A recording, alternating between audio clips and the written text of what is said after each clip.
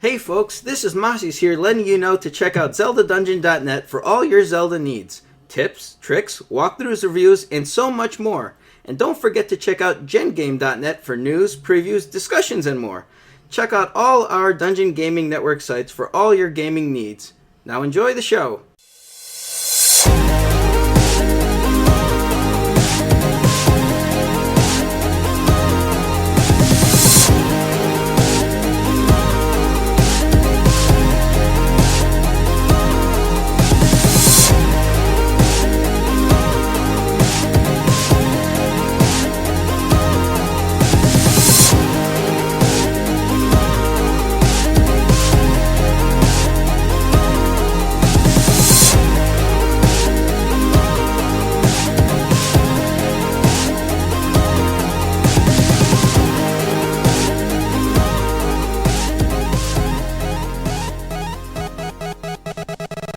Hello and welcome once again to the Forward Compatible Podcast. This is episode 68, part 1 for May 26th, 2013.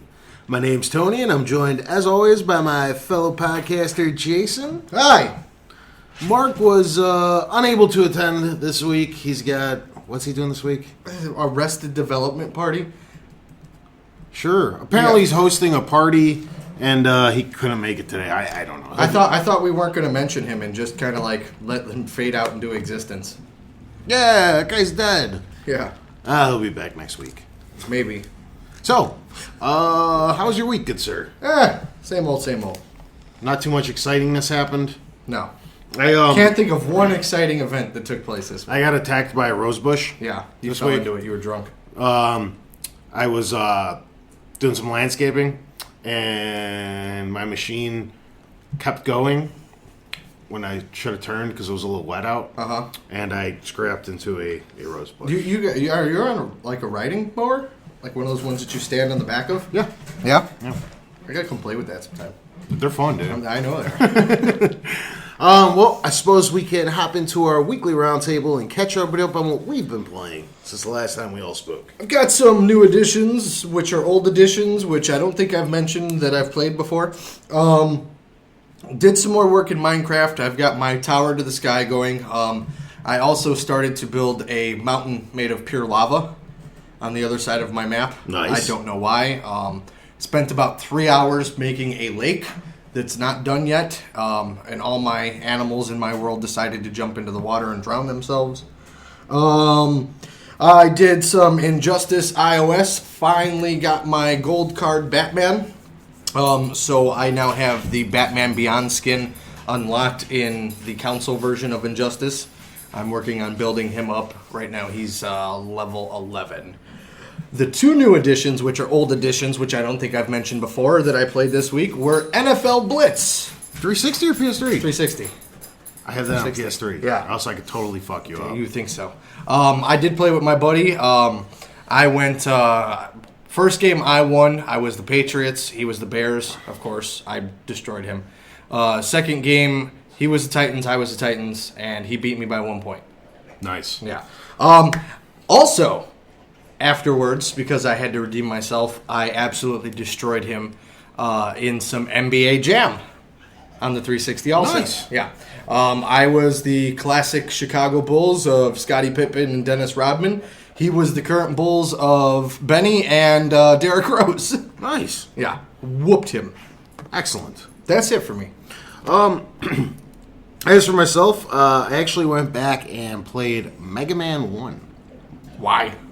I plugged in my original Xbox that has all the emulators on it, and I was just, screwing around. Also threw in Star Fox 64. That game did not hold up very well. It was not a very good time. No? I played it for a little bit. I was kind of like, meh.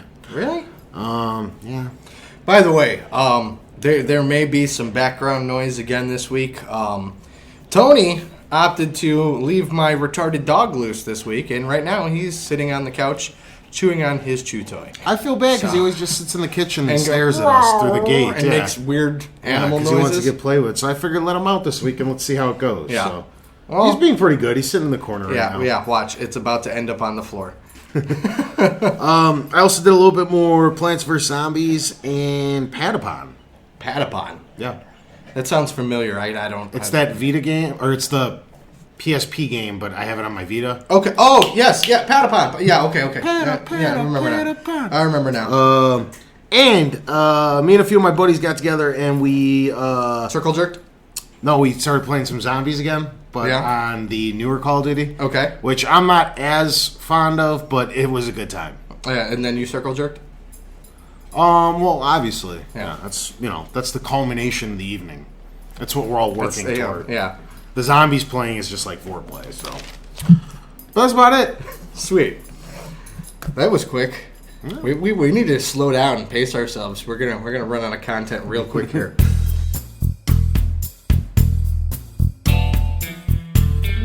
Dirty, sexy, News! All right, so I'm going to take over the news and show Mark how it's done properly. Okay. We're going to kick it off with Visceral Games. They are currently in development of a new Star Wars title. EA got the licensing to all first-party Star Wars games. Shit. What? That made me think of something. Ah, I went back and played Star Wars Battlefront this week as well on the original Xbox. That probably didn't age well at all. I had a surprisingly good time. Yeah. Unfortunately, Xbox Live doesn't currently support it anymore, so I had to play against The NPC. bots. But it was fun. It's nice, and I'll get right back to that in just a second. I do have some details here. It is confirmed as a next-gen title. Big surprise. The game will not ship any sooner than April of next year, so 2014. And DICE may be working on a new Battlefront game. See that? Excellent. See that awesome segue there? Excellent. So we may be getting a first-person version of, Battlefield set in Star Wars universe. That could be pretty cool. I just want another Battlefront. That'd be fucking awesome. Yeah, but could you imagine? I prefer that game in third person. What if it had? I mean, it could have an option. But either way, Yeah. it could still. If they took the core mechanics of Battlefield with the Slapped a Star Wars painted coat. exactly on it. with the way that they have the Coat level of paint. with the A way paint that, of coat. with the way that they have the level designs and the ability to have X amount of players, and then the nice integration of the vehicles and everything. Mm-hmm. I know Battlefront did that, in the past, but just think how seamless it would be with this one. It would be awesome. Speaking of EA, Dun, dun, dun. EA has announced that the Fight Night series is on hiatus in favor of UFC.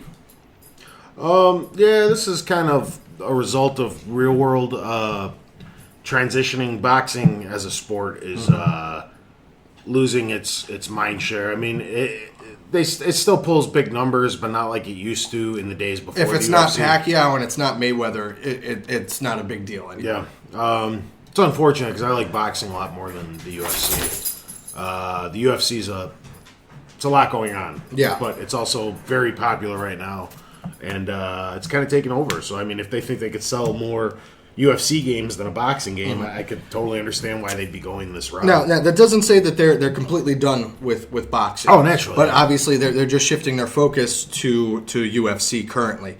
I think, and it goes kind of back what we were talking about before with the yearly iteration of games. If they did every other year UFC and then boxing, that could actually work out pretty well in their favor. Yeah. You'd have some pretty nice leaps in the advances that they could do there. I wasn't a huge fan of what was the most recent one, Champions. Yes. But I loved Fight Night 3 and 4. Those were fun. So I haven't played one since, I want to say 3. Yeah. 3 was probably the last one. 4 was more 3. I got that on my, was it the GameCube that you could actually beat Little Mac? No, I don't know. I played on my 360. Maybe Little Mac was playable in one of the Fight Nights exclusively for. That's when EA was doing the exclusivity. What was it? The NBA Street had Mario, Luigi, and Peach, and Fight Night had Little Mac playable. It was actually pretty cool. Yeah, fucking hell. And we're going to keep the EA train a-rolling here. EA has announced that NHL 14, which we talked about last week, will not be coming to the Xbox One and the PlayStation 4. We should see it this time next year. Yeah. They EA's come out. They basically said that it's a little hard to create all these new engines for the new console, within the next couple months. So it's weird because NHL is the highest rated of all the EA Sports games. Year in and year out, it wins the most awards, the highest and best received of all the games. But it also doesn't fare as well sales-wise as like Madden or FIFA. So, what's so funny? Sam. The dog? Yeah. So, fucking, man. It's not as high as rated as Madden, FIFA, and It's higher rated. Yeah. It's not. I'm sorry. The sales aren't there. So it's no surprise that if say they can only build the new engine for 2 or 3 of the biggest franchises in time for next gen, you're only going to have time to do it for Madden and FIFA.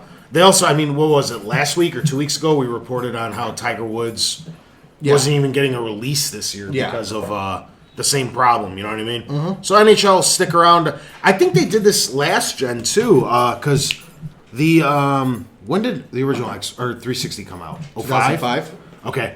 NHL didn't come on the 360 till 2K6. Yeah. With Marty Turco on the cover, I believe. Yeah. Something like that. No. Yeah, now I'm going to put Sam up because he's making too much racket. And PS3 was the exact same thing. They came out a year later in 2006, but they didn't get their first NHL game till 2007, and that's the one with, I think Jeremy Roenick was on the cover in the Sharks uniform, if I'm not mistaken. Yeah, Sharks. I might be off on that one, but the point is, NHL did this last generation transition too. They didn't get it right away. They got it the following year. So yeah, well, maybe that's an advantage for them though when you think about it, because usually, historically speaking, the sports games don't really jump technology-wise on that launch window. So by holding off, that kind of gives them an advantage going into the second year of the sports titles. Well, if you hold like NHL 2K6 to even something midway through this generation, like NHL 10, the graphical leap within just those 2 or 3 years looks like a full generation jump. Yeah. So Sweet.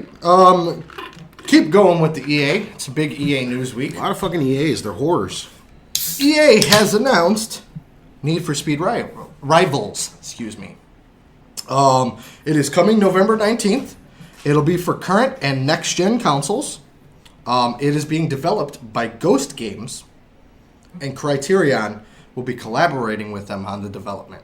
So we got another case of Batman Arkham Origins where the Criterion kind of reinvented the Need for Speed series, and now they're passing it up. You're starting to see a lot more and more developers starting to do this, splitting the workload. I guess it allows for easier access to yearly installments because, Call of Duty was the first to really implement this into their business system where Call of Duty got so big that they had to split it up into 2 teams because it's really hard to make a quality game on a 1-year cycle, especially when you're supporting the amount of DLC that the Call of Duty franchise does.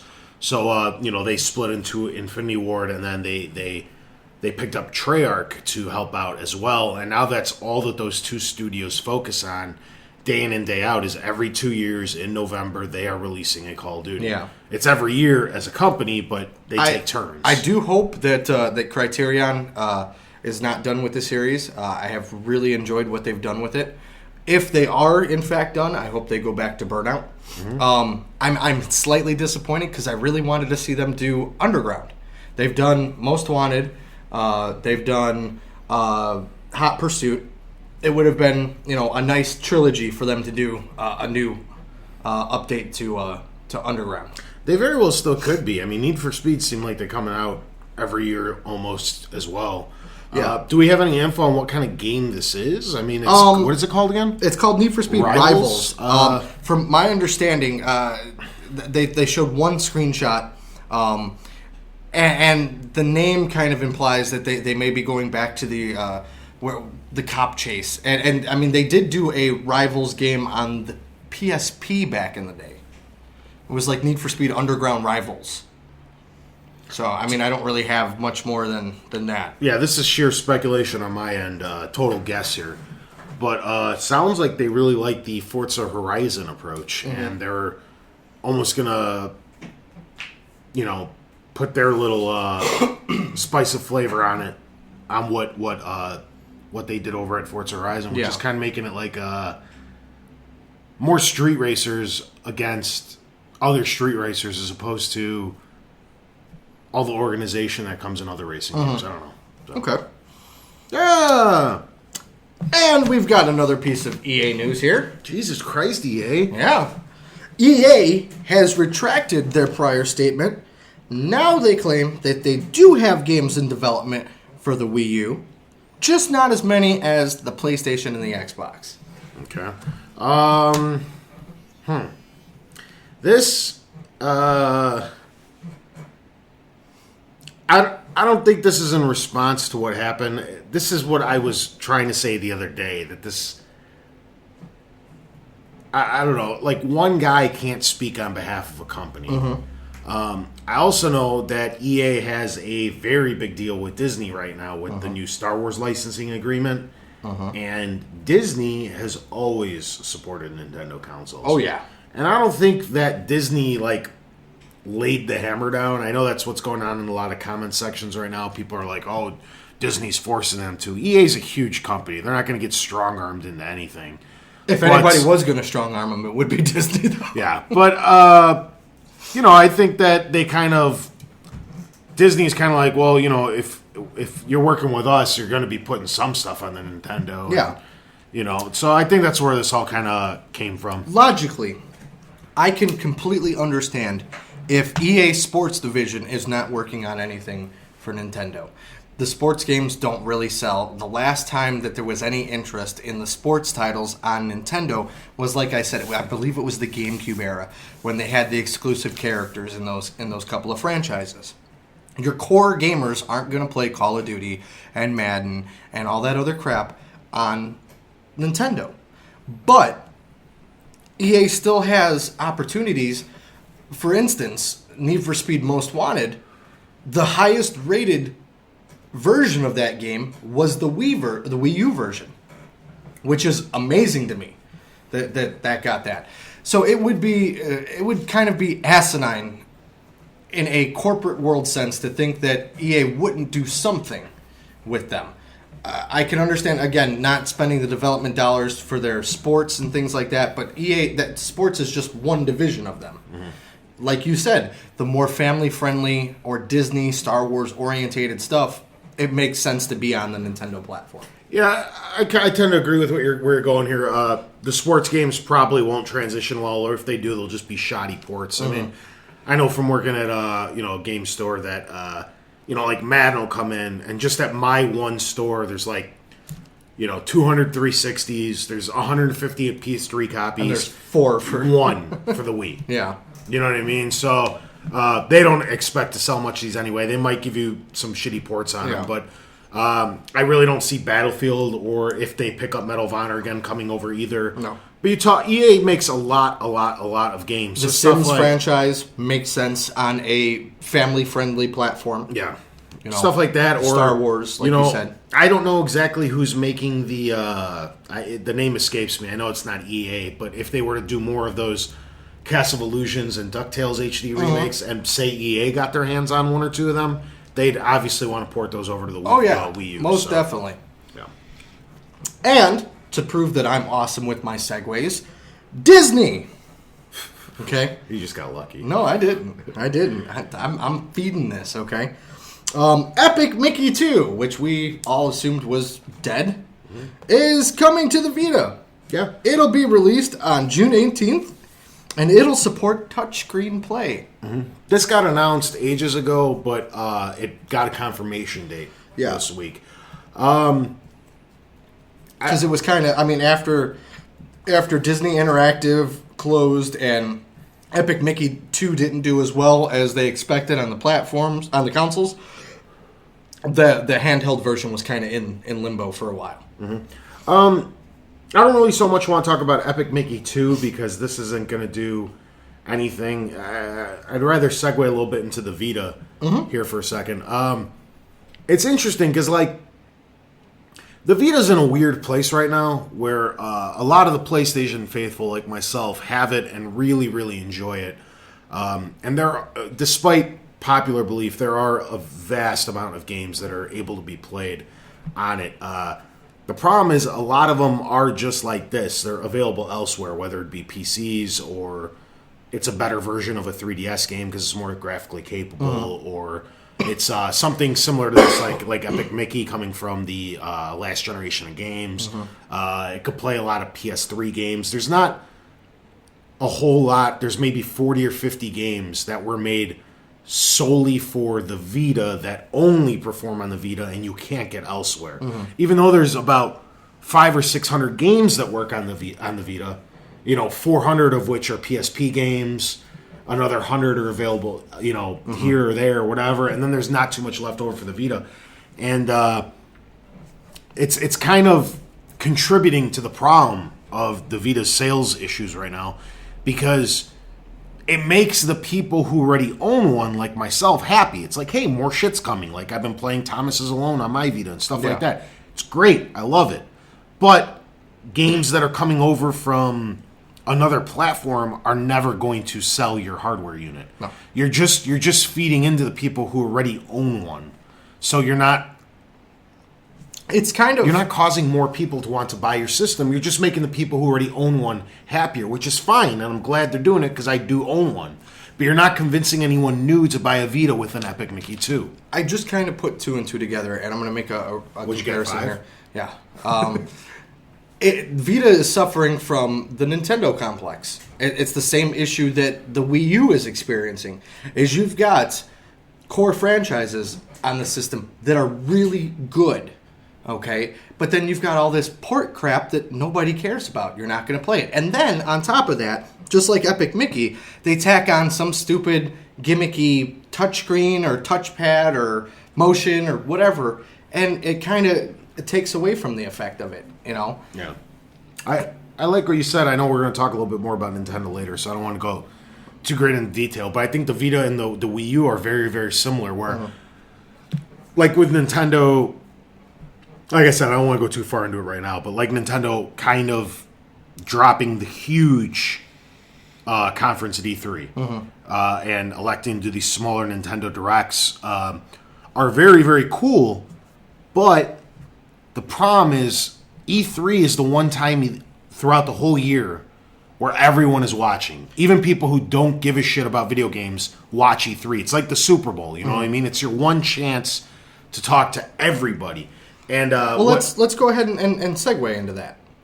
Go ahead and bring up your points. Okay, because like what I feel Nintendo's mistake is with these Nintendo Directs is you're talking. The only people tuning in to the Nintendo Direct are the core, are already Nintendo fans. They already own your Wii U. You're not selling your Wii U to the general population. You're not bringing in the casuals or the core who's look the other way. Because the only people that are tuning in already own your shit. Yeah. That's a similar problem I think with the Vita. It's just you're already placating toward the people who own your product. You're not showing outside people to come in. I don't know if that makes sense what I'm trying to say. Well, actually, speaking of that, and to touch base on what you're talking about, the news story is Nintendo will hold a Direct conference during E3. It's going to be on June 11th at 7 a.m., which is 9 a.m. our time here. It's a terrible fucking idea. They've previously announced that they were doing a pre-E3 Direct. I don't have the date for that. Yeah. But at the pre-E3 Direct, they're going to focus on Smash Brothers and Mario. Yeah. So I think this is Nintendo's kind of way of where when they said, we're not doing a press conference at E3, everybody went threw their arms up in the air, and now they're kind of sort of going back on that and doing one. What do you think they're going to focus on at the actual E3 Direct? It's an unfortunate year for Nintendo. I mean, you dropped your load last year with your new console, and it was great. And Nintendo. They stole the show last year. I was going to say that a majority of people probably think they stole the show because they had the new hardware release. I think they introduced it terribly. Like the actual conference. Yeah, I agree 100%. The actual as far as conference like was hype bad. afterwards, Yeah. they were the focus. Yeah, the actual conference was garbage, but it was their year. You know what I mean? And Microsoft and Sony, Microsoft in particular, sat back and just kind of killed time and twiddled their thumbs with their conference. Sony, I think, did an excellent job last year, but with what they had. I mean, there was no hardware to showcase. But Nintendo this year is in a role reversal. They're where Microsoft was last year. They don't have anything new to show. The 3DS is only 2-3 years old. The Wii is the Wii U, is less than a year old. So they have no new hardware to talk about. And it's unfortunate for them that this year is going to be focused on their two major competitors both releasing new hardware, and the spotlight is going to be focused on them. It's the Battle of the Titans. It's Sony versus Microsoft this year at E3. And Nintendo knows this, and I think that's why they were kind of just like, this is a bad year. Next year will be different. All the hardware will be a year old.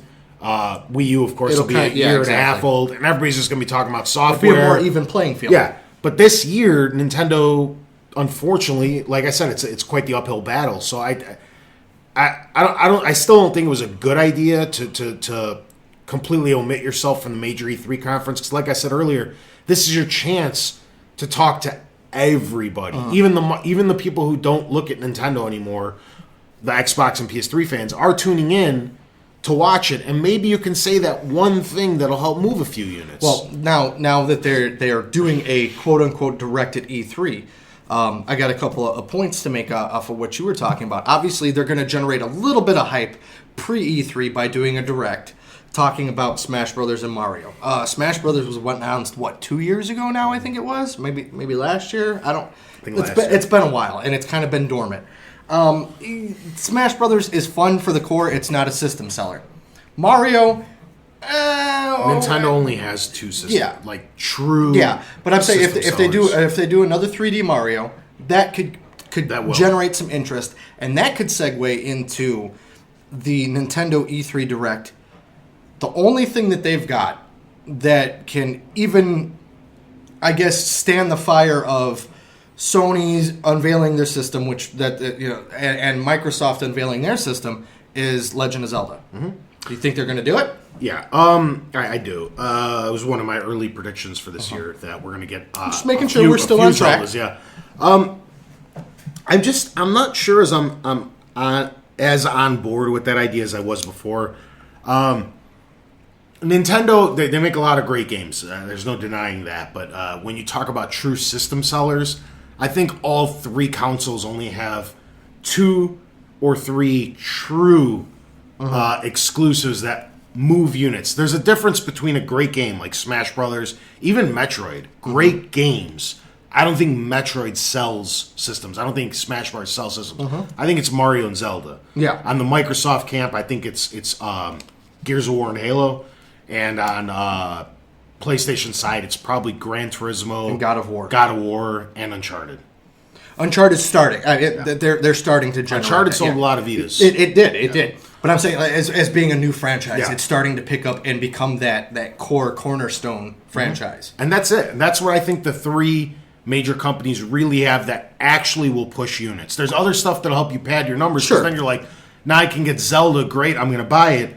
Plus I could pick up Metroid, cool. You know what I mean? Those are still great games. It's the same thing like Forza. That's a cool add-on. Twisted Metal with PlayStation. It's an add-on. Let me ask: Do they announce a Zelda Wii U, or do they go for handheld domination and announce a brand new Zelda title for the 3DS?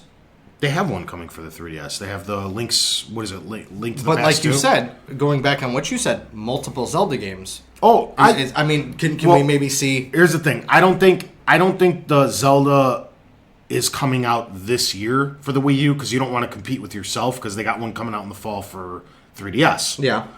But I think they have no choice but to at least show something. You never know, though. Zelda's so big, you don't even have to show gameplay. They just need the little music and just the title. Well, like they And did you for flash it, and you just go coming 2015. Yeah. That's all you need. I think to keep in pace with the coming storm, if you will, of the next gen console releases that we're going to see this fall, that Zelda game's got to come out this year. Okay. And Nintendo has a great But habit. they have a 3D Mario coming out. Nintendo has a great habit of releasing a good block of games from going October. They'll go all the way up till December 21st. That's when New Super Mario Brothers Wii came out. Was December 21st. So like 4 days before Christmas, and that shit sold. Yeah. You were moving units and you were moving everything. So they're pretty good with compacting enough in that quote unquote holiday season, but spreading it out well enough. Because for me, a Zelda fan, I'm going to buy Zelda. I'm not going to buy Mario. If I can only pick one, so I have options. Either way, if you drop a Mario and a Zelda, you're going to move units. Mario's bigger, though. Yeah, I agree. But I'm saying you're going to move units one way or another. Yeah. Somebody's going to buy it to play Mario, or somebody's going to buy it to play Zelda. Or they buy it because now there's 2 great games. for them to Exactly. play, yeah. So I think they have to come out with it this year to keep in pace, to try to stay relevant with the current consoles. Yeah. The next consoles. I still don't know how much those, like, this is what I was trying to get at earlier, and I sidetracked myself and kind of forgot. I just don't know how much Zelda and Mario are still moving units. We'll find out this fall. Yeah, we will, because it's just like hypothetical here. I was looking at some numbers, like, okay, like the Wii U is what, the 3rd greatest selling home console of all time behind the PS1 and the PS2. The Wii?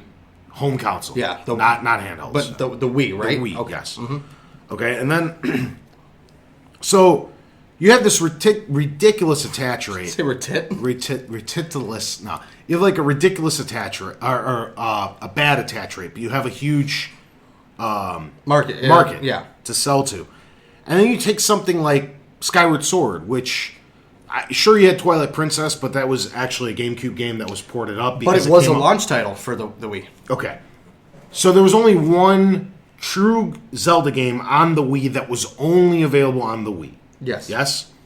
Skyward Sword sold a little less, or a little more, than half of what Uncharted 3 did. So I just don't know how huge those are. I'd like to see in comparison, and I'm not trying to. I'm just saying PS3 only Yeah. has 75 million units out there. The Wii has 100 million. Yeah.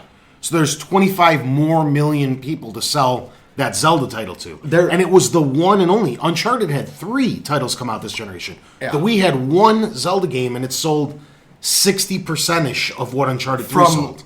From my standpoint, working in retail during that time frame, there was definitely, and this is why I'd like to see the numbers, even though technically, like you said, Twilight Princess was an upscale from GameCube, but it was A launch title, and B, from my perspective, just on pre-orders alone, and the hype machine, Twilight Princess eclipsed Skyward Sword by a huge margin. Really? From what I remember. Now, I mean, obviously, we're going back a couple of years now. But yeah, from what I remember, Moss just sent me the video 2 weeks ago of the E3 announcement of Skyward Sword. And literally, like, you hear somebody in the audience go, "Holy shit!"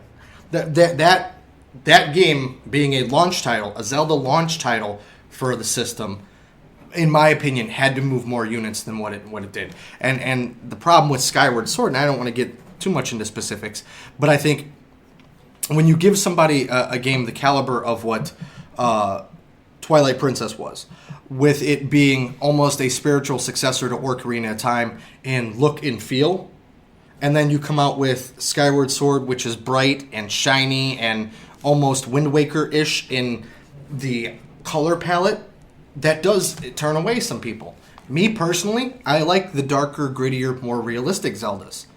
I'm very outspoken that I got rid of my Wii.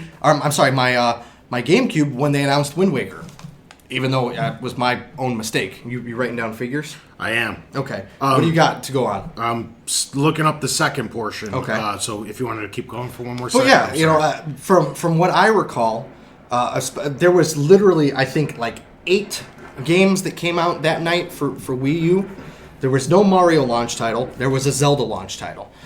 There was Red Steel, WarioWare, maybe Raving Rabbids, and I had to fight as an employee. Had to fight to get a copy of Twilight Princess with my system. Mm-hmm. What you got? Skyward Sword sold a little less than 3.7 million. I rounded up, and Uncharted 3 sold 5.9 million. Okay.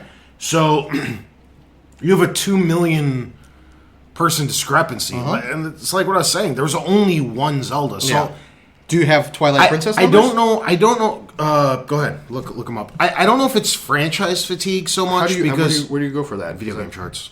I just Googled whatchamacallit, whatever the title, total sales, and the first thing that pops up is video game charts. Now I forgot where I was going with this. Uncharted did double the numbers of... Yeah, but that's not where... Keep it going. I don't know. Something about hand jobs. I forgot what the fuck I was trying to get at. Do you have the... What is it?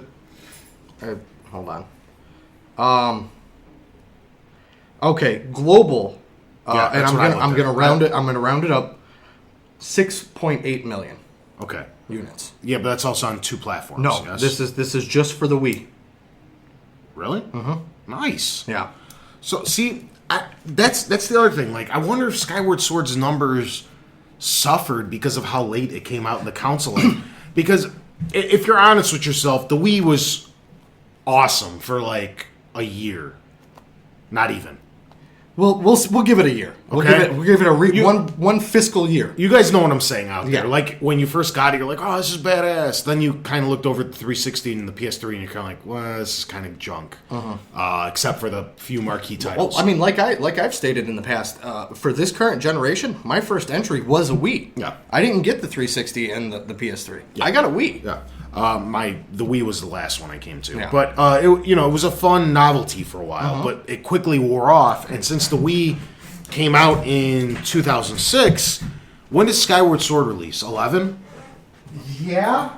I think it was 2011. I may be off, but No. you're talking 5 years later. So by that time, a lot of people had either turned their Wii into a de facto desk collector / paperweight, or traded it in for the 360 PS3, or totally migrated over to the PS3 360 to play all that stuff. There's one more point to that. Also, to fall in line, don't forget your thought. But by 2011, if that's when it was, people were already looking towards this generation. That's what I was getting at. It's like, I don't know if by then everybody was just kind of done with the Wii, and if that hurt Skyward Sword sales, because maybe it waited too long. And I'm wondering if when exactly the actual Zelda for the Wii U will come out, because that would do nothing but help right now. Yeah. And I understand the Zelda team prides themselves on perfection, and they take their time, and nobody's rushing them, and that's fine. But if they wait 5 years into the Wii U's life cycle, It's dead. you know what I mean? Like, Another factor is that the Skyward Sword, you had to have that stupid Motion Plus adapter. I think that might have affected. I'm just adding up all the littles. Yeah. That could have played a factor. I know you could have bought the deluxe edition for like $10 more and got it. But also, too, when you have somebody who has 4 remotes and then you go, oh, well, you need this little stupid box to play your game, people kind of get turned off from that a little bit, too. yeah. What do you mean I need this attachment for these 3 games? Yeah. I don't know. I think it had all to do with the timing. Yeah. It still sold well. Many games would kill to sell just shy of 4 million units. Oh, yeah. You know what I mean? But when you do the math, though, how many units did the Wii sell overall? just shy of 100 million. Okay. 97 or 98 million. They didn't even hit. We'll round it up to 100 million. Just for They didn't hit easy a math. 4% attach rate with their second biggest franchise. Exactly. That's exactly what I was trying to get at, and thank you for bringing those numbers up. So what I was trying to say about 10 minutes ago. Yeah. That as much as Nintendo relies on Mario and Zelda to be system sellers, but then you look at something like, can you pull up Super Mario Galaxy 2? I think that hit double digits in the millions. It might be just shy, but I think it was like 10 or 11 million off the top of my head. But that's what I'm trying to get at. Like, if Nintendo relies on Mario and Zelda to move units, and the one and only Zelda that came out on the Wii didn't even have a 4% attach rate, what is that saying about what it would do to the Wii U? Is it really going to move that many Wii U's? Or the 5 million people who already own Wii U's, are they all just going to run out and get the Zelda Wii U and not even sell one console?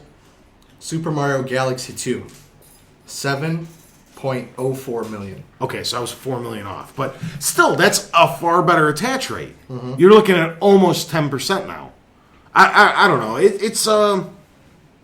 It's tricky. This is obviously the last like 15 minutes is all speculation. Yeah. Like we don't know what the hell's going to happen. It's just Or do we? dun dun dun. But it's just interesting. I don't know the whole scenario. Like, are Zelda and Mario as powerful as they once were? Well, maybe also too, and I totally agree with you. Maybe with a lower number of hardware units out there, it's like we said. Maybe Zelda can push that. It'll push. Almost everyone who has a Wii U is clamoring for something. Yeah. Okay. So even if this is your first Zelda game, you know Zelda's an established franchise, you might give it a try. Obviously, it's going to appeal to the people like you and I who have been waiting for something to make us bite on the Wii U. Exactly. Which also sucks, pisses me off to no end, because now I've got to get a fucking 3DS, I got to get a Wii U, and I've got to decide or get both of the Xbox One and the PlayStation 4. Yeah. It's fucking annoying. In all honesty, I've decided I'm getting the Xbox One and PS4. And the Wii U, I will pick up. It'll be very similar to what I did with the Wii. Yeah. I got the Wii about 3 years into the life cycle just to play the couple Zeldas and Marios I missed. If I can score I'll one, find one for like 100, 150 exactly. bucks in If a I couple can years. score one, well, I'm saying if I can, you can probably find one for that now if you're. They're around 220, Yeah, 230. I'm saying if I can score one now, for $200, I might pop on one. Since we're on the topic of E3, Yes. Sony released a trailer the same day as the Xbox One reveal. False. It was the day before. Day before. Oh, okay. Either way. I was laughing. Go ahead. Sorry. Go. Well, the reason that I knew it of the day of is because that morning when I woke up, we follow official PlayStation on Twitter, and they said, "Hey, slow news day. Check out this video." Yeah. Okay. Which teased images of supposedly what the system's going to look like. Before we get into some speculation, they have also confirmed that they obviously will unveil the system at E3. Yeah. They'll show you what it looks like. Yep, that's at the very end of the teaser. Yeah. They said this, at E3 we're showing it. Which who the fuck didn't know Yeah. that? I thought it was hysterical that they did this the day before Microsoft announces their console. I gotta give them a round of applause for the nice troll. There's not much. Yeah, there's not much to it. It's very. It's a lighthearted jab. Yeah, It really is. yeah. There's even the imaging. It's hard to make out what the fuck. Tons of people have taken screen captures and tried to piece together this thing. It was funny. Yeah. We'll see it in a couple weeks. I'm not. We're about 2 weeks, little less than 2 weeks away. I've said this after our PS4 coverage, after the reveal. I don't give a shit. The thing, as long as it's a black plastic box that I can stick my disc into, I don't Stick your give dick a into? disc. Yeah. I don't give a shit. We'll get to that just a little bit later. Okay. But I want to keep the E3 / Microsoft bash going here a little bit. Okay. Apple has announced that they are doing their keynote, which usually they reveal their new operating systems for OS X, iOS, and they usually tease some type of new device, whether it's an iPad or the new iPhone, which will be the 5S, whatever the case may be, on the same day that Microsoft is holding their E3 press conference. I don't think this matters. It's two different things. One's announcing a console, and one's announcing a phone. Sure. Here's the reason that I bring it up. Is there was a quote that took place last week referring to this was Steve Jobs' dream machine, referring to the Xbox One. That's what he wanted to eventually make, a all-in-one system that integrates everything in your home into one. And they kind of made fun of it, like, look we did it, you know. So I think it's another lighthearted jab that, I mean, outside of the video game realm, you have Apple, you have Microsoft for your computer operating systems. I know there's Linux and other shit like that, but nobody really uses that. Okay. But I still think that's still going to take just a little bit of the steam out of Microsoft's press conference. Because for someone like me, I'm going to watch Microsoft's press conference, but being a Apple user, I'm also going to be distracted trying to check to see what's going on with this keynote. See, I don't know. To me, I prefer Android. Say Android was holding a huge press conference the day of E3. Mm-hmm. I'm still watching E3. Like, I'm not so into phones where it supersedes my love of video games. I can just read one dude's recap. Yeah, well, that's what I'm saying. I like to completely catch up in 5 minutes where I can actually experience E3. I like to do the live blogs. But again, for me, and because I do a bit of mobile gaming and everything like that, I am interested to an extent. Again, it's just a minor distraction, but I still think it's newsworthy to note that Apple's holding their biggest event of the year. It'll be interesting during Microsoft's. They'll come out with their new OS and announce that they're only 2 years behind Android. Don't start your shit, okay? We've been having such a nice conversation. Do you really want to? We're having such a nice day. Anyways, it'll be on June 10th. Apple has not noted the time that their press conference is going to start. Don't they usually do them at night? They vary. Microsoft's, though, starts at 9:30 a.m. Pacific time, which is 11:30 a.m. our time. Thank fucking God. Yeah. Yeah, I do not want to be watching shit at 7 in the morning. All right. We're going to, since we're talking about Nintendo and all these awesome hardware developers, let's talk about one that doesn't really matter anymore. We're going to talk about Atari for a second. Okay. Okay. Atari will begin to auction off their game assets starting in July to try to avoid further falling into bankruptcy. They filed for bankruptcy back in January. IPs such as the phenomenal Roller Coaster Tycoon Yoo-hoo! and Test Drive will be up for grabs. They own Test Drive? Yeah. Nice. I don't know. Where do we want to go with this? What do you think about one of the oldest video game developers having such financial issues? It's probably not what Nolan Bushnell, envisioned when he founded Atari. Atari was plagued with something that I hope current councils have enough foresight to avoid happening in the future. Don't make E.T. They, of course, Atari just allowed anything to be brought onto their console, and it moved a lot of units. It was the Wild Wild West back in the day. And of course, everybody was making... There was like cereal... A lot. If you guys are younger, you don't understand. Like, I was even too young when this was going on. Yeah, Atari predates us just a little bit. This was in the early 80s. There was such a mad craze. The video game industry was booming back then. Literally, like, cereal, like breakfast cereal makers were creating video games. It was that in-depth. Everybody wanted to get a piece of the pie because it was so hot. And, of course, that is where shovelware was invented. People that had no business creating and developing games were creating and developing them. They were charging $50, $60 even at that time for their software. People were buying them. They got burned 1, 2, 3 times, and they stopped buying video games altogether. Yeah. What that did was cause the video game crash and almost killed off our entire industry until Nintendo came around and saved it. Mm-hmm. What Nintendo did, this is where, if you look back on the original NES games, the official Nintendo seal came from. Yeah. Where Nintendo would manually go through and check a game for quality before it was allowed to be ported onto their system. God, why don't they do that now? And they put that on every single box to ensure customers that what they were purchasing would function correctly on their system. And then you got the bootleg black cartridges that did not go through the Nintendo process. Yep. I have a version of Gauntlet. But Nintendo couldn't get blamed for any of that because they went through and ensured that anything that had the Nintendo seal on it would run properly and was a quality game. You know, realistically, I think it's sad to see Atari going away as it is now. Hopefully somebody will come along and save them. I'd like to see them to continue to have... I mean, they do have such a rich lineage in gaming. Just like Sega, I don't want to see them go away. You know, scale back, refocus, and hone in on what you guys Sega's do best. thriving now. That's exactly what Sega did. They dropped back. They did software only. They're thriving. Yeah. They're making a lot of money.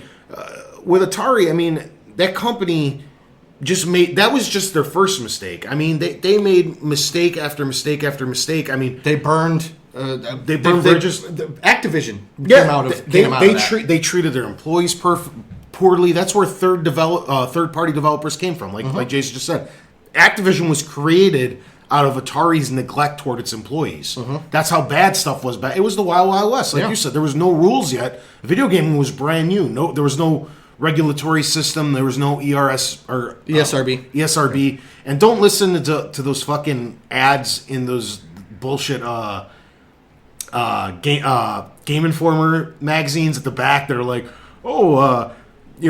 Tommy's parents used this when he was a kid and he didn't like it, but one day when he grew up, he'll use it on his kids too. Bullshit. There was no ESRB when we were kids. We can thank Mortal Kombat for that. That is a newer phenomenon that came along more recently. And even back then, it had almost zero traction with Mortal Kombat.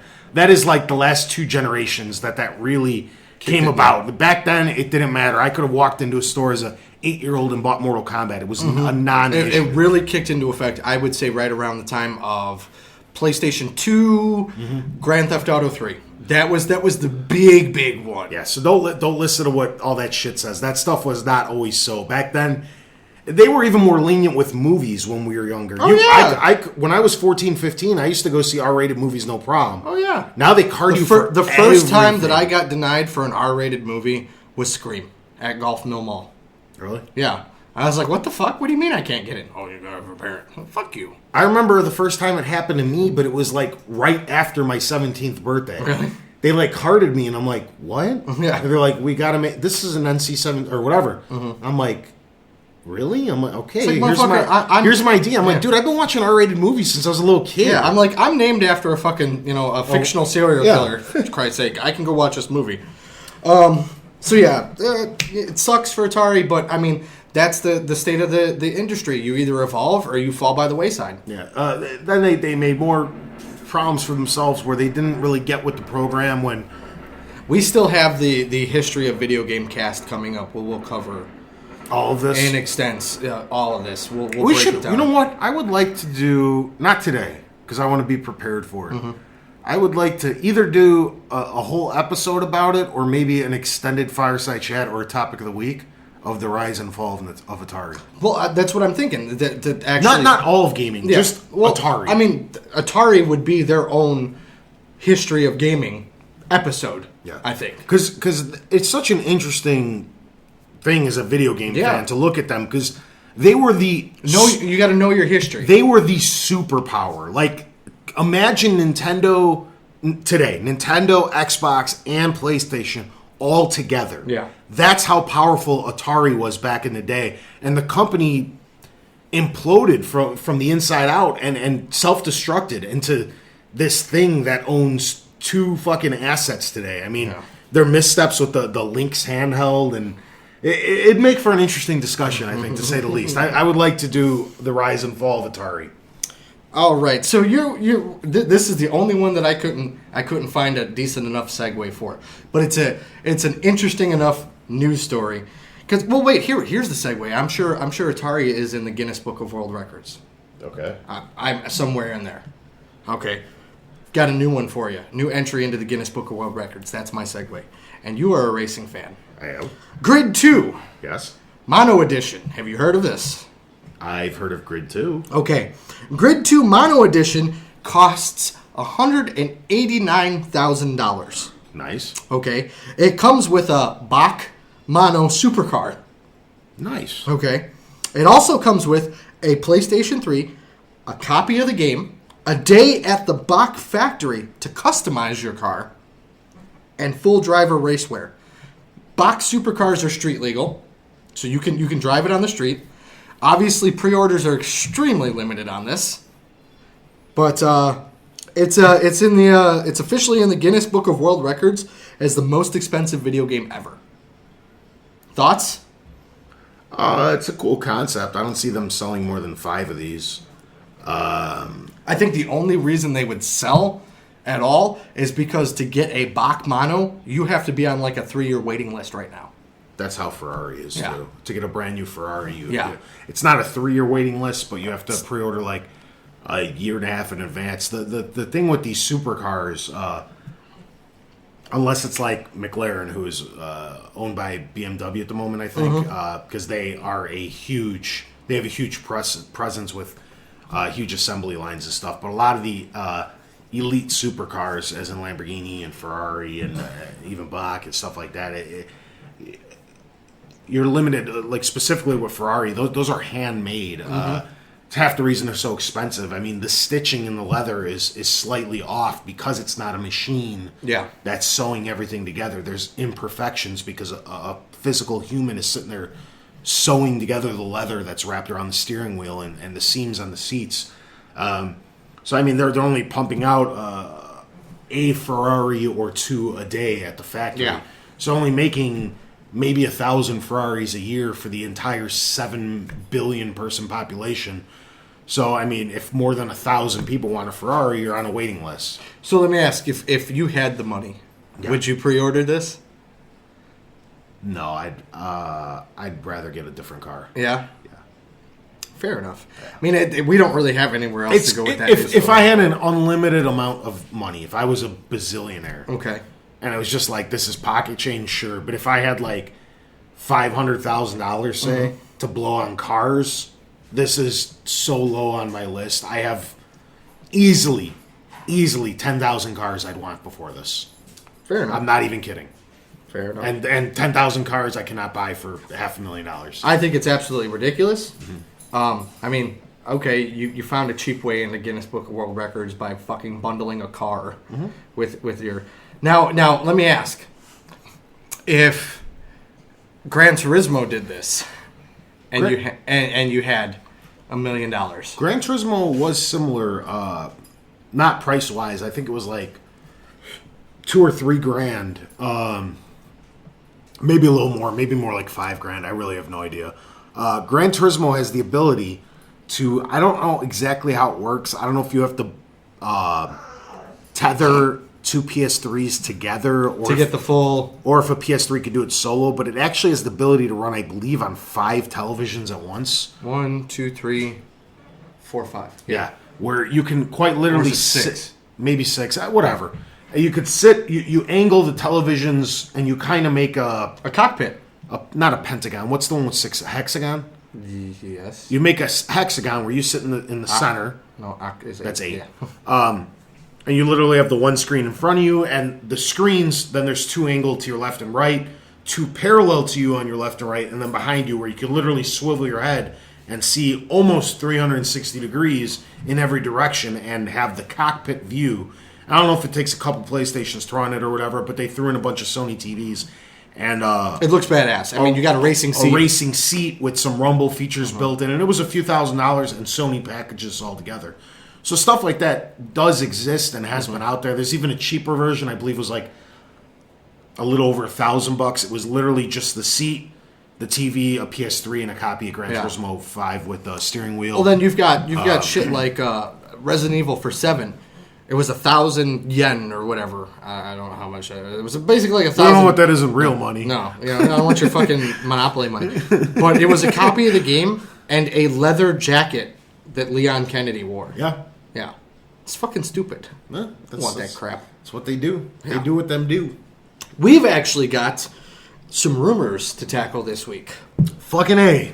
So we're going to jump right in talking about older franchises and whatnot, playing off the whole Nintendo and everything. A quote-unquote historic rare game. Not rare as in hard to find, but rare as in the development company, franchise, will be making its return at E3.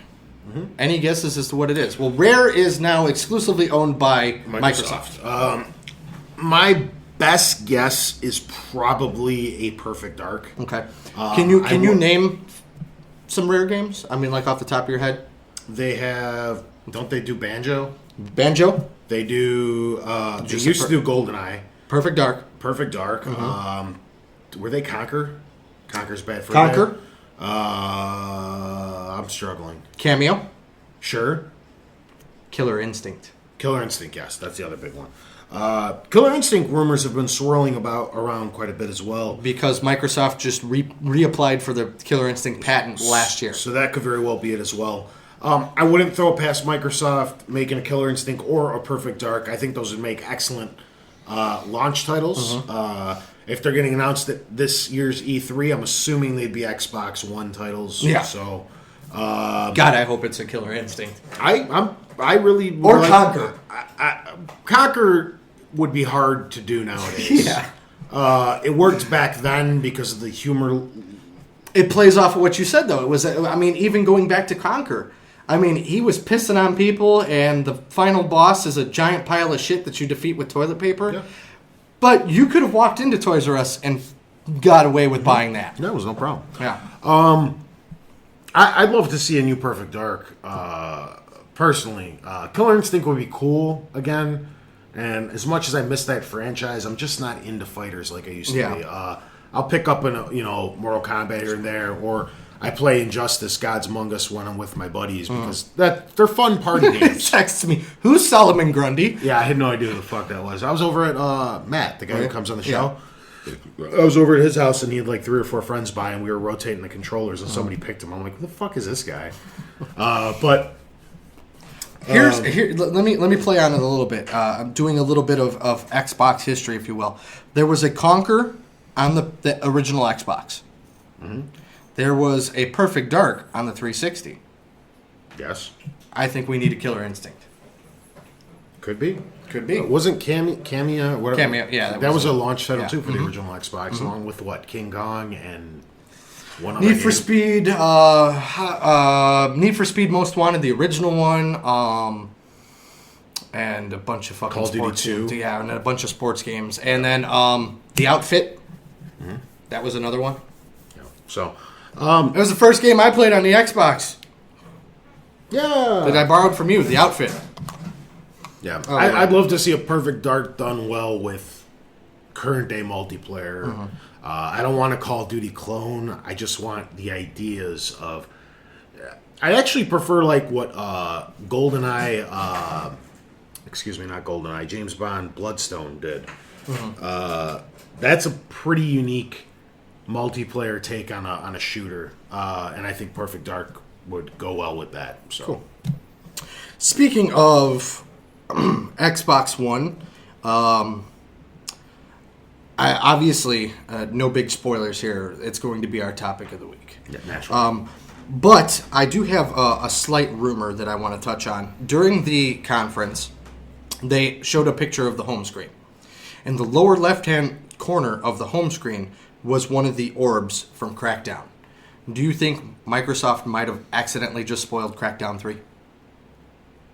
Accidentally? No. If it is, in fact, the Crackdown 3 emblem, which I didn't catch this at all... Mm-hmm. If it's not the emblem, but it was one of the orbs that you get. Yeah. If it is that, it could be a couple things. First of all, it could be just a background that the guy bought of Crackdown that we don't own. Mm-hmm. No, it was one of the little tiles, like the little. You had your live whatever was happening. You had your Windows Explorer, your Skype, blah blah blah blah. It was over in the corner. Stuff like this isn't accidentally leaked. They're too big of a company to. Overlook something like that. What it was probably exactly what they intended, which is what it's doing right now. Mm-hmm. I didn't even catch it, but somebody out there did, and then it blows up on the internet, and people freak out, and it gets people talking about it. They're little Easter eggs. Mm-hmm. They don't come out and say everything. They're not going to... Everybody in that company didn't overlook that. If it was there, it was intentionally there for us to be found, or and to get some legs and talk about it like we are right now. Mm-hmm. That's what they do shit like that for. That's why they pay us. I mean, yeah. All right. Next rumor. This took place on Twitter over the past week and a half or so. Kevin Conroy, the voice of Batman, came out and said that he is working on a new Batman game that isn't Arkham Origin. The news broke a few weeks ago that Conroy wouldn't be returning as Batman in Arkham Origins because they wanted to go with a younger Batman, somebody that sounded younger, obviously. But a few days ago on Twitter, he said that he was working on a new Batman game that is coming soon that isn't Arkham Origins, and then pulled it like a day later. Thoughts? Cool.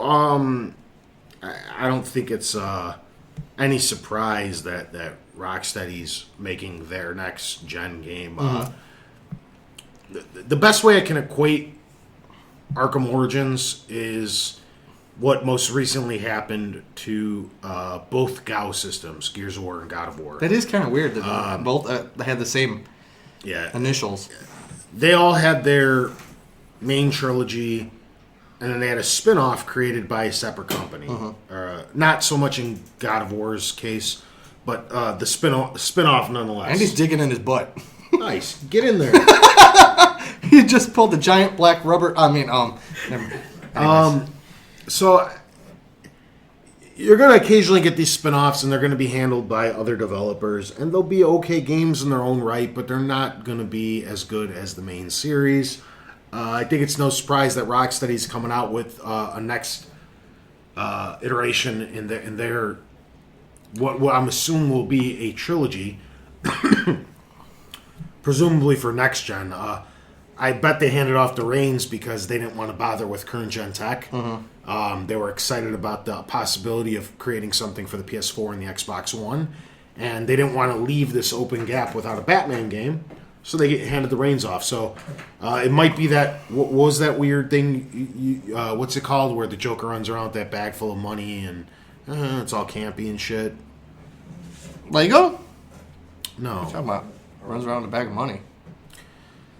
In Batman, when they had that really safe time where... Golden Age. The Golden Age. Golden Age. I know there was the rumors of that coming out and possibly something else. I mean, who really knows? You want to know what I think? You're probably 2 or 3 years away from this happening. Yeah. But, of course, they got to get the voice actors lined up. So... Here's what I think. I don't think that it's necessarily... Because they're going back almost a year now, there was a rumor that Rocksteady wasn't working on... There was a new Batman game in development, but Rocksteady wasn't working on a new Batman game. Well, I think there was half truth to that. What I think that there is either one or two things. It's either a World's Finest game, and what's World's Finest is Batman and Superman together. Naturally. Okay. I could see that being a possibility, or even on a larger scale, a Justice League game. Considering the success that games like Lego Batman 2 and Injustice have had, I could see them kind of shifting more towards, and then that would really make sense why they would need Conroy in the studio this early, because they have so many voice actors lined up, ready to go. So I could see a Justice League and or a Batman Superman game set in that Arkham-style world. Very cool. That would be pretty cool. Yeah, fucking As a side note, did you see the new trailer for Batman Arkham Origins? I did. The Yeah. one where he fights Deathstroke. Deathstroke, yeah. I was just... Any thoughts on that? None of that's going to be in the game. No. It's all CGI. But what about the fact that they announced him as playable? Sounds cool. Yeah. Sounds cool. I mean, I know you don't know too much about him, but... You know, I'll buy it. I'm just... It's going to... I don't know. I've been doing this a long time. I know what it's going to be already. It's going to be a decent game that is ultimately a disappointment with terrible multiplayer. I'm still going to pick it up. I'm still holding out just a sliver of hope. They're still going to get my $60. I'll play through it. Well, shit, they're going to get more than 60 from you because you're going to buy it on your Vita too. Yeah, but that one's going to be good. I'm calling this shit right now, man. Mark your calendars. All right. So now that wraps up our news, which brings us to. All right. Oh God. Is it time for?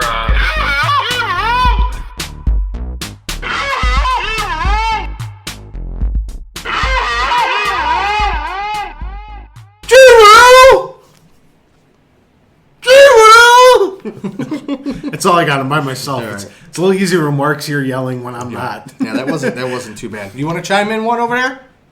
No. Okay. Andrew Dillon. What's up, Andrew?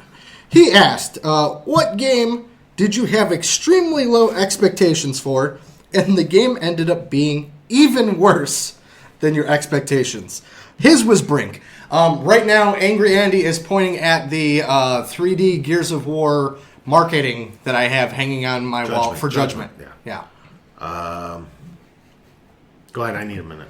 Mine, I have not played, but I have seen footage. I've watched somebody else play it, and that was Aliens Colonial Marines. I was so down for that game when they announced it like 5 years ago. Pre-ordered it and then waited, and then it finally came out, and I'm like, this looks like crap. They're not getting my money because they burnt me, and I'm glad that I didn't buy it. We redboxed it for one night for $1, and I think, did you beat it? Pretty much. Yes or no? Did you finish it? Was there credits? No, he didn't beat it. He didn't beat it. That's how bad it was. I know that because I was doing a second run through just for the hell of it, but I don't remember credits. Okay. Well, he beat it in literally one sitting, and that's when I knew it wasn't worth my time. Mine would probably be Medal of Honor Warfighter. Okay. I don't want to say my expectations were super low, but they weren't exactly high, especially leading into the weeks before its launch. The developers will tell you an awful lot about how the game is by if they hand out issues to get reviewed. If you notice, the best games hand their copies out because they know they're fucking good. They'll give them to all the major publications and websites. They stick the tip in.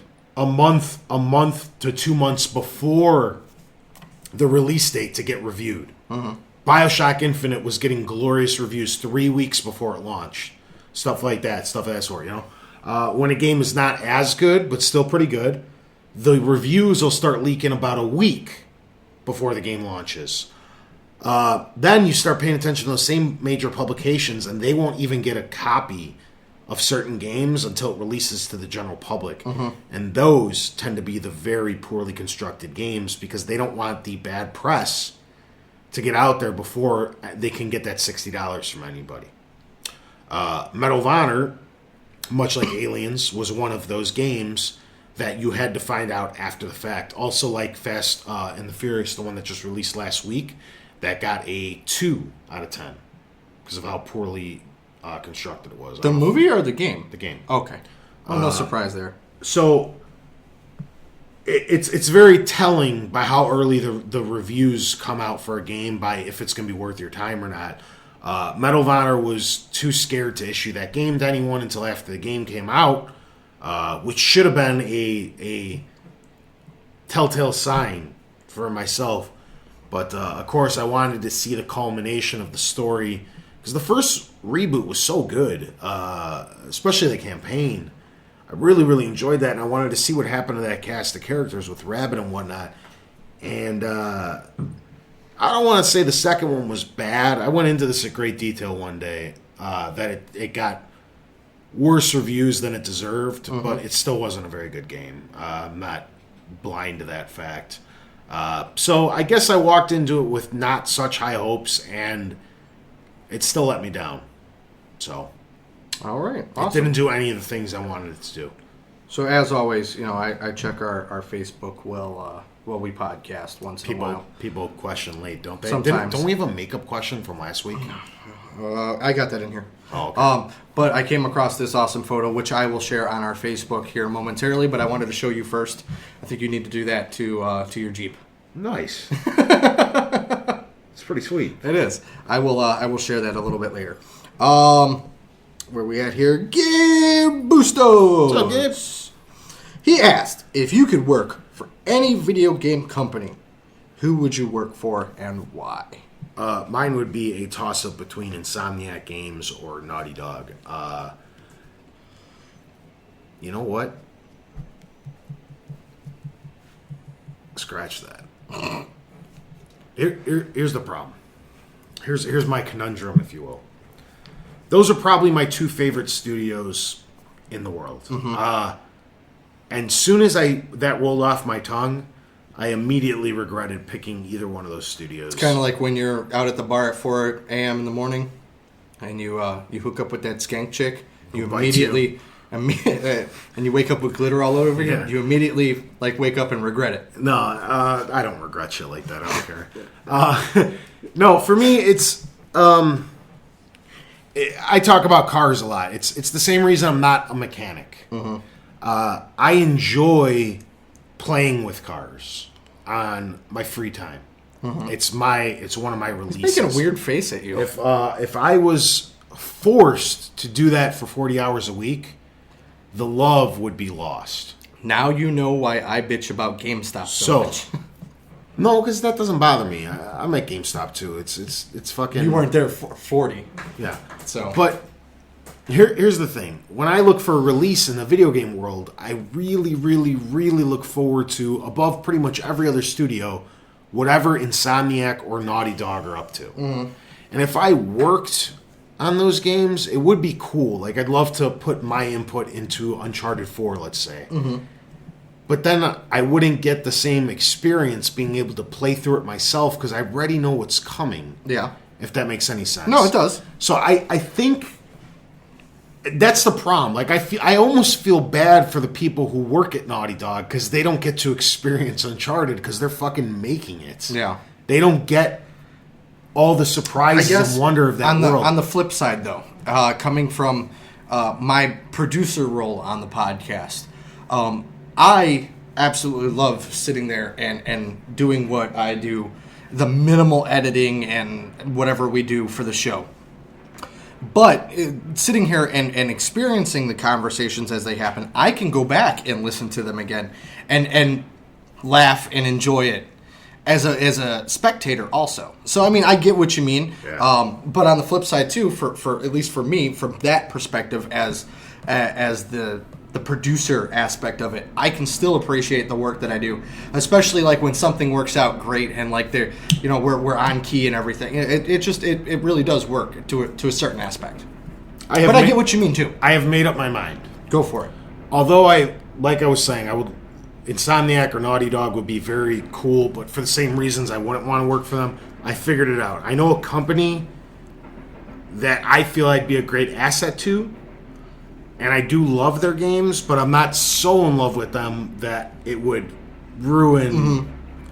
I would like to go work for Sega under Team Sonic. Yeah. Walk in and be like, "Konnichiwa, bitches!" That branch is so confused with what they're doing. Mm-hmm. They have no idea how to speak to the gamer anymore. They're ruining our blue friend. And your blue friend. I think... In your pants. Obviously, I don't know how to make a game because or else I'd be making one in my spare time. So you'd have to be able to put the programmers and the drawers and all that stuff. But if I could be the brains behind Sonic 5, mm-hmm. I would make an excellent Sonic. Nice. My number one pick is unfortunately a studio that no longer exists, which would be Paragon. I would absolutely love to go work with those guys, just because, and even on a community manager aspect, interacting with the fan base, because you could truly tell that they loved their fans, and I not even touching the game, just being able to interact with the people would have been awesome. I would have said Epic, but all the really cool people at Epic aren't there anymore, so I don't think I'd want to go there. But if I had to pick a current studio, Of course, I would pick one that is right here in my home city. I would pick NetherRealm. I absolutely love Mortal Kombat. I've loved it for years. Always appreciated what they do. I want to say next to Miyamoto, the earliest memory I have of knowing who a game developer was Boone.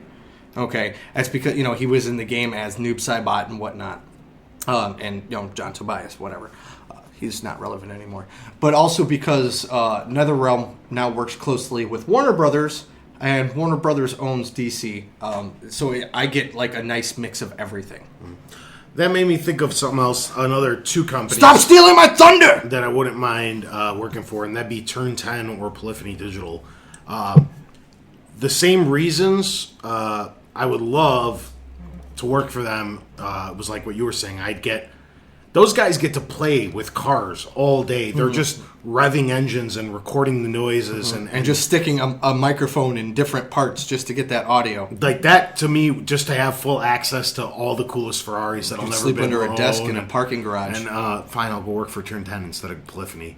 But now that's kind of cool. Their office is a parking garage. They just race around tracks to get like how much wheel hop and turn there is available when they take X turn at 80 miles an hour. All they do is play You'd have to go to Turn 10 just so you could hang out with the guys from Top Gear. Sure. To me, I think it'd be super badass. And that, in contradiction, would not ruin the experience that I get from Gran Turismo, say, 7 or Forza 6, because there's no story to those games. You create a great racer, and I can have fun just driving the racer around. I'm not coming into these huge plot twists and stuff like I would be with Uncharted 4, where it would ruin the experience for me. Yeah. I can make a car game and still enjoy playing the game that I made. Mm-hmm. What about you, fuckface? I don't think I respect any game company enough. They're not worth my time. Unbelievable. Sangry All Andy. right. Nick Kuntz. What's up, Nick? This is the question that we missed. He said, do you think Nintendo... We're sorry, Jason sucks. No, he sent it after we were done recording. Jason sucks. Do you think Nintendo is using their back catalog of games, which we've discussed in great lengths before, as a quote-unquote system saver if one console doesn't do very well? Is this the last question? Yes. Okay. Here's the thing. I kind of actually wanted to touch on this in the topic of the week. Okay. So I'm going to answer half of your question now from the Nintendo side, and I'm going to revert back to it during the actual topic of the week for Microsoft. Nintendo, I think, doesn't have enough of their back catalog available right now. They're releasing it too slowly and too far spread apart. But to answer your question a little bit more directly, it is helping quite a bit. There's been a huge gap in games. Ever since the Christmas period, there's been one game for the Wii U, Lego City Undercover, or whatever the hell it's called. And we're almost halfway through this year. They've launched one game. So if it wasn't for the vast arsenal of older games, classic games that they re-release, there'd be zero to play on the Wii U. But I don't think it's saving the system in the Wii U's case. It does help bridge the gap a bit. I'm trying to dance around what I'm trying to say because I don't want to ruin too much of the Xbox thing. Maybe I should just come back to this in full. Sure, during the talk. What I would say is, I agree. On one side, on the Wii U, Nintendo is not releasing enough of their back catalog. When, in my opinion, they should come out and put it all out there. Give everybody access to everything. On the flip side, for the 3DS, I think the back catalog is the legs of the system. When you've seen them re-release Ocarina of Time in 3D, now you've got Oracle Season, Oracle of Ages coming out. when they do that and they time it right, you can almost take that retro back catalog game and make it like a brand new release. When you have gaps between your AAA titles coming out, if you have a good enough back catalog and you release some of that, that'll fill in the gap for people. See, I think it works far better on the 3DS. I don't think they're as comparable. It works a lot better on the 3DS because the 3DS has a steady stream of new games that are being released for the 3DS. So it's cool. It's like, oh, this month I'll pick up Fire Emblem. Then in 2 weeks when I'm getting a little tired of that, I'll pick up Mega Man 2. Yeah. And then 2 weeks after that, I'll pick up Luigi's Mansion. Then 2 weeks after that, I'll pick up That's what I mean. It's good filler. Yeah. The Between Wii U, the AAA Wii U titles. is only filler. Yeah. I said this when you ran to the bathroom real quick. Am I wrong? The Wii U, the only release since Christmas has been Lego City Undercover. As an exclusive? Probably. Yeah. That's 5 months, one game. Yeah. So in that case, I don't. That's why everybody was all up in arms and like excited that Super Metroid came out because it was something to fucking play. But that's what I was saying. See, when you only have one actual Wii U game coming out in 5 months ish, and then you release a 20-year-old game. Well, that's 25. Excuse me, like 26-year-old game. Yeah. Well, that's kind of the point that I can't do math. If you're going to have these big gaps in your release window for your retail games, start spreading out some of this good filler that you have. Have a new retro game come out every week then. Super Metroid, Super Mario Brothers 3, Kirby, Donkey Kong, boom, boom, boom, boom, boom, and you'll fill in those gaps. See, and that's something I think PlayStation is doing an awful lot better with the Vita. The Vita literally has a new game every week. Yeah, because they're filling in the gaps. Yeah, they're either re-releasing something, they're upporting, they're dropping PS3 games down to Vita. They're releasing an actual Vita game because it's like 1 month you pick up whatever Soul Sacrifice, and the next week you got the Jack and Daxter HD collection getting ported to the Vita. It's almost like when you're building an actual building. Okay, when you build the quote unquote brick and mortar. Okay, brick is your big placeholders, but you have to have that filler in between. It's. I mean, I know it's a kind of a crappy analogy, but let us slide this time. Yeah, but I mean, if next you think time about it, you're though, getting stoned. when you're stoned, really, when you're building the house of Nintendo, okay, your bricks are your AAA titles, and your back catalog has to be your mortar, your filler. Yeah. You know, that's or your indie or whatever the case may be, but you have to have a steady stream of content coming out to keep people interested, to keep your system on their tongue. Mm-hmm. To keep people turning it on. I mean, for the same reason, okay, like what we're saying with the Wii U. Okay, you beat Lego City Undercover or whatever, right? Mm-hmm. Now there's nothing to play. So you're not turning on your system for another month or two. Yep. They're missing out on ad revenue, whatever the case may be. All those added-on features, you're not touching base. So on 2.5 months later, you got Super Metroid releasing for 30 cents. Mm-hmm. People have beaten that game. Mm-hmm. People turn it on. Cool. Your Wii U is on again for 2 days. Yep. Then it's off again. Mm-hmm. Now everybody's just waiting for Pikmin 3. Yep.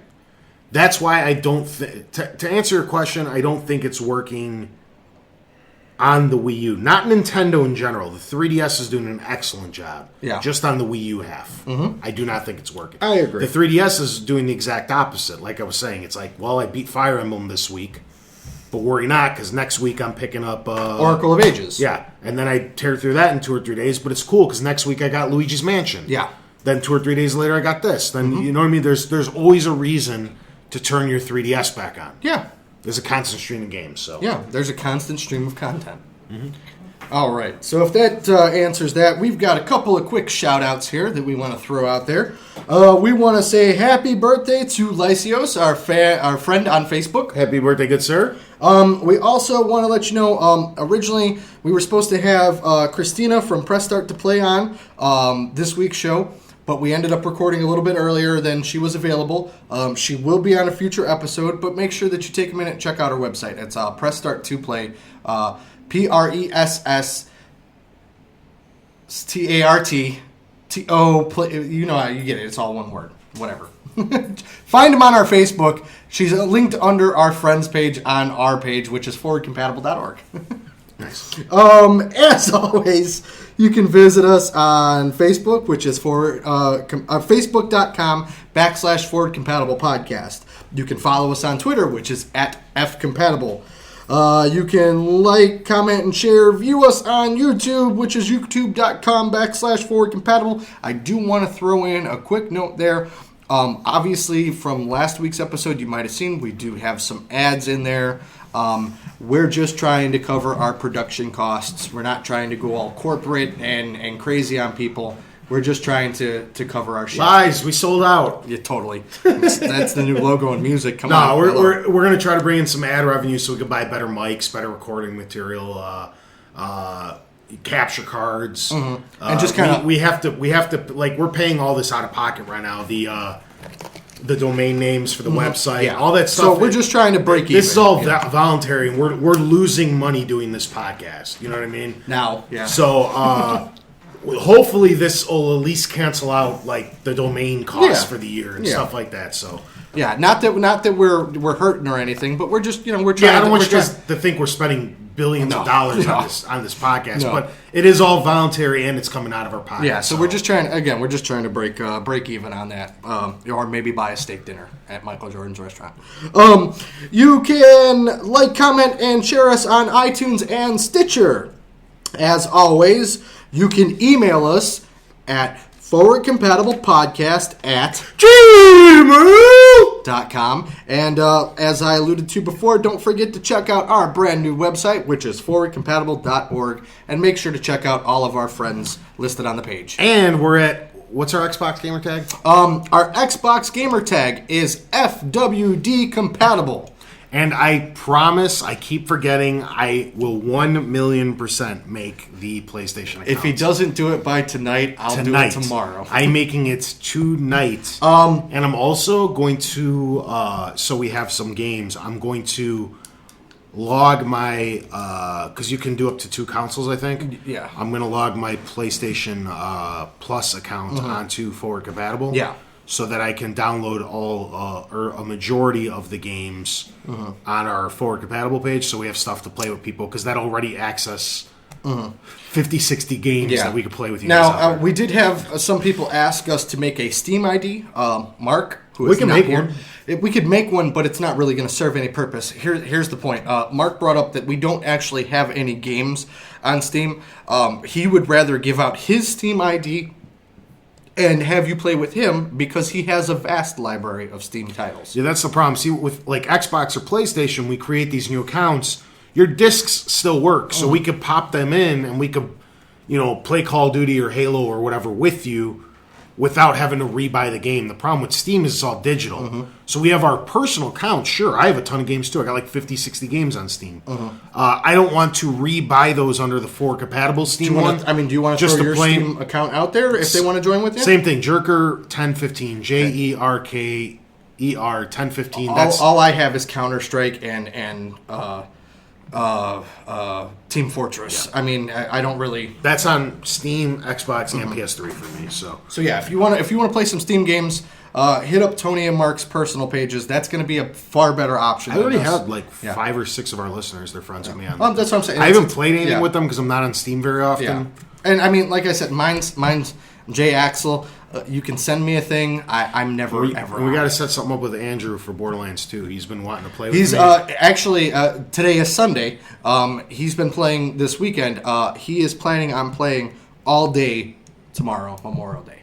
Okay, because I feel bad because he sent me a message a couple days ago, but I already had plans to play some zombies, and I told him we'd get around to it. So if you're free tomorrow, let's play some Borderlands. We'll do some Borderlands. By the time you hear this will be... We'll have already played. Yeah. So, bring it home, sir. All right, this has been episode 68, part 1. Shit. I guess... Fuck. What do you I don't know. I'm having such a fucking brain fart right now. No, I did the date, and that's why I was... Okay. It's episode 68, part 1. Part 1. Catch you next week, same time, same place. Yes, but I was going to try to throw something in there about how they should tune in for the topic of the week, but don't I usually do that on part 2 that I refer back to part 1? Yeah. So you get all confused. Anyway, this has been episode 68, part 1. Catch us next week, same time, same place. Fuck that up.